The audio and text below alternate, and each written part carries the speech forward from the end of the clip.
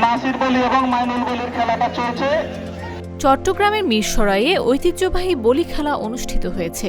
বৃহস্পতিবার বিকেলে উপজেলার রহমতাবাদ এলাকায় খেলা দেখতে দূর দূরান্ত থেকে হাজার হাজার দর্শক উপস্থিত হন।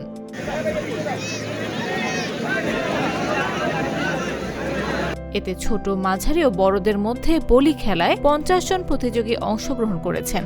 পাশের বিভিন্ন জেলা উপজেলা থেকে খেলায় অংশ নিতে আসেন প্রতিযোগীরা।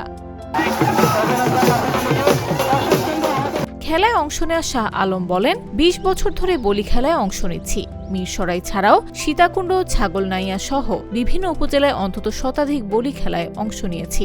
অনেক বছর পর আজ আবারও বলি খেলায় অংশ নিয়ে বাইসাইকেল জিতেছি।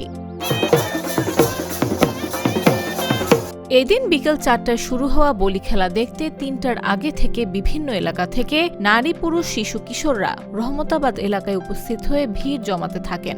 খেলা দেখতে আসেন পাশের জেলা ফেনী ও নোয়াখালীর মানুষজন। এই বলি খেলাটা খুবই জনপ্রিয় খেলা। আমাদের যে কালচার, এই পুরনো কালচারকে ধরে রাখার জন্য আমরা আজকের এই বলি খেলার আয়োজন করেছি। এটা আমাদের চেষ্টা মাত্র। ইনশাল্লাহ এগুলো আমাদের গ্রাম বাংলার মিরসরাইয়ের প্রত্যন্ত অঞ্চলে আরও অন্যান্য জায়গায় হচ্ছে, আরও হবে। আমরাও চেষ্টা করব সুন্দর বিনোদন দিয়ে আপনাদের সাথে থাকার জন্য। আমাদের এই গ্রামগঞ্জে মিরসরাই উপজেলাতে আজকে সহ ৩ জায়গায় এই খেলাটা অনুষ্ঠিত হচ্ছে এবং ৩টা জায়গায় কিন্তু খুব সুন্দর সুশৃঙ্খলভাবে এই খেলাটা অনুষ্ঠিত হচ্ছে। খেলার আয়োজন করেন চট্টগ্রাম উত্তর জেলা যুবদলের যুগ্ম সম্পাদক শওকত আকবর সোহাগ, মিঠানালা ইউনিয়ন বিএনপি নেতা মোহাম্মদ শরফুদ্দিন, যুবদল নেতা দিদারুল ইসলাম ও সালাউদ্দিন।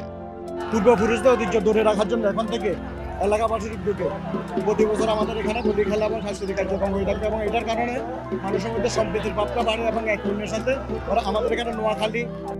আয়োজক কমিটির অন্যতম শওকত আকবর সোহাগ বলেন, রহমতাবাদ সহ এ এলাকায় ঐতিহ্যগতভাবে বলি খেলা চলে আসছিল। বিগত কয়েক বছর বন্ধ থাকার পর আবারও শত বছরের গ্রাম বাংলার জনপ্রিয় এ বলি খেলার আয়োজন করা হয়েছে। খেলায় বিভিন্ন উপজেলার প্রায় অর্ধশত বলি অংশ নেয়। জয়ীদের বলিদের প্রায় কয়েক লাখ টাকার বিভিন্ন পুরস্কার দেয়া হয়।